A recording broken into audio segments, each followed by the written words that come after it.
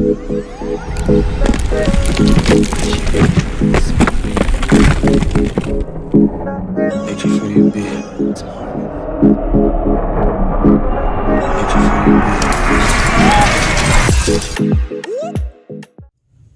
up, what's up, what's up? It's Curry Spies back with another video, and I believe I'm gonna do another Valentine's Day-ish kind of episode.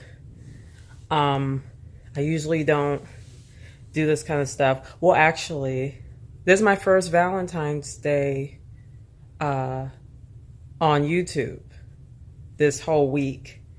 So, because my channel aired in April of last year, which is 2018.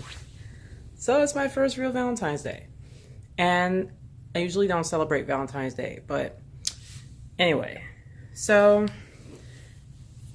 I was looking up YouTube ideas and I came across one idea that I thought was pretty cool. So I'm going to take a stab at it myself.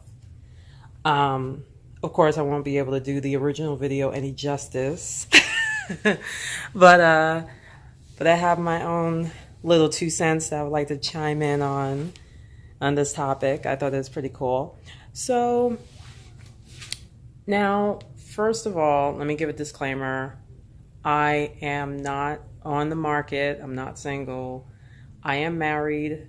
I've been married for 17 years. So let's get that out of the way right then and right there. This is just an FYI kind of video. It's like random, and I think it's like just a way of having fun, just to give you guys range as far as my content. So if I were on the market, this is the prerequisite of the criteria that the person would have to have in order for me to even consider a date with him. Okay, so I was going to start numbering them, but I'll just go randomly. You can number them yourself. I would love to have, in the case that I were single, I would love to have someone who is like a mentor, someone who helps me grow, someone who is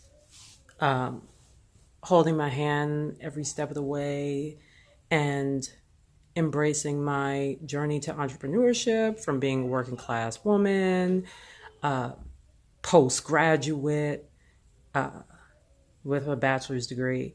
And I just, in the case that I were single, I would like to have someone who can just really boost me up. Like, I would love to have someone who could really boost me up and understand that this is where I am and he's up here and he's like elevating me so I can be on his level or even exceeding his level, which it would be incredible. He can't be one to play games.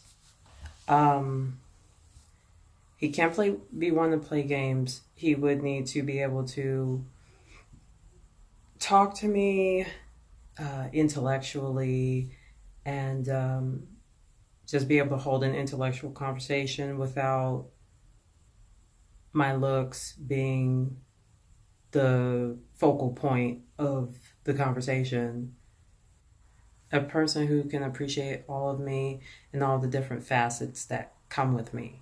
So, and then when I say playing games, what I mean is just like people, or like a man who would have the tendency to like talk to me, then turn around and talk to some other woman and just, you know, act like he doesn't really care, or makes it clear that I'm just nothing but a toy for his pleasure. And then he just discards me as though I'm trash and then moves on to the next woman. Like that kind of stuff. No, I don't like it at all. I don't like to be made to feel disposable. I don't like feeling disposable at all. So those are big ones. Someone who is an excellent talker and an excellent texter.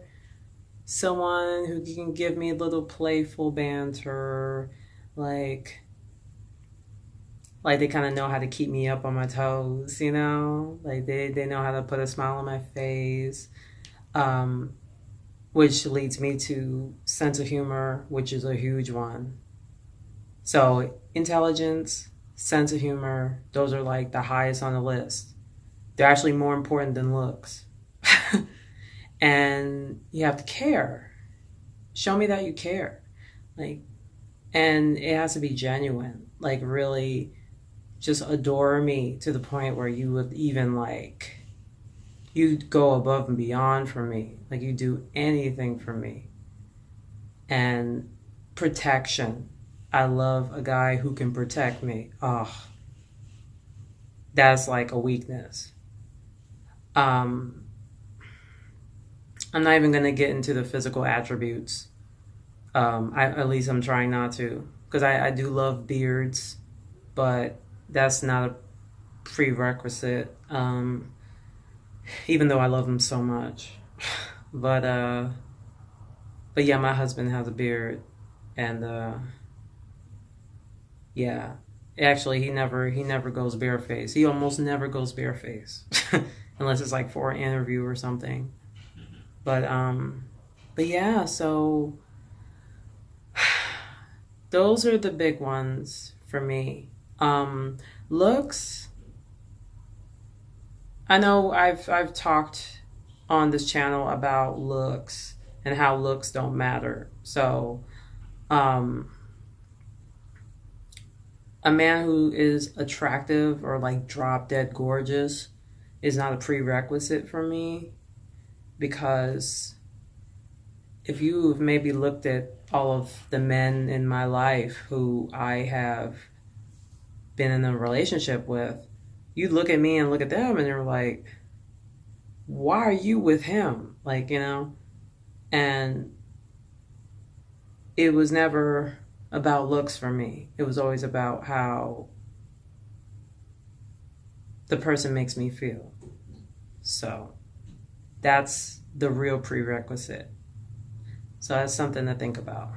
So if you're pushing yourself to find the next Brad Pitt or the next Idris Elba or whoever it is that you love, you know, as like whatever celebrity out there that you see as the epitome of handsome man, you know, I don't look for that. I'm very open-minded when it comes to the looks. For the most part, I am. You can't look like a serial killer, of course, but other than that, I'm pretty easygoing with the looks.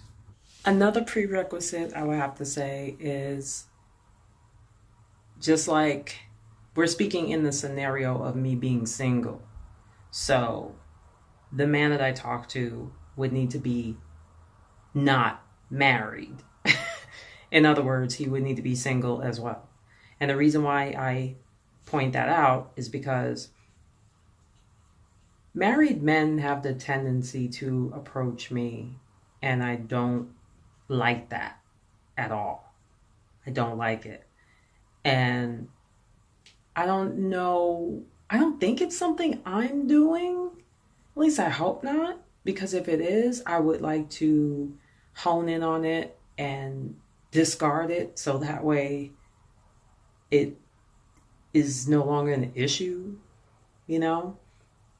So, but I don't know if that's just the nature of the beast where people see you, they're going to want to approach you, and chances are they're going to be married because a lot of people out there are married. So,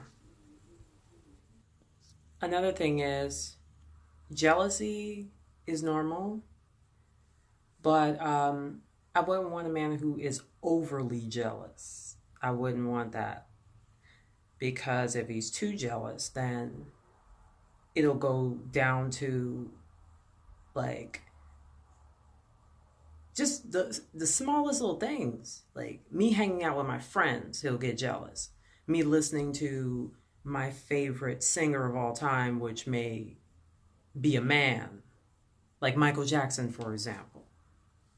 You know, I'm listening to music from him, and even though Michael Jackson's dead, he's getting jealous. Like that kind of stuff. Like, I want to put a smile like that on your face. You'd be smiling when you listen to his music, you know?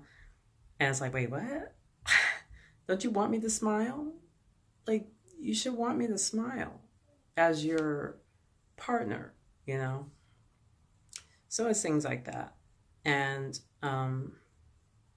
you can't be a narcissist, obviously.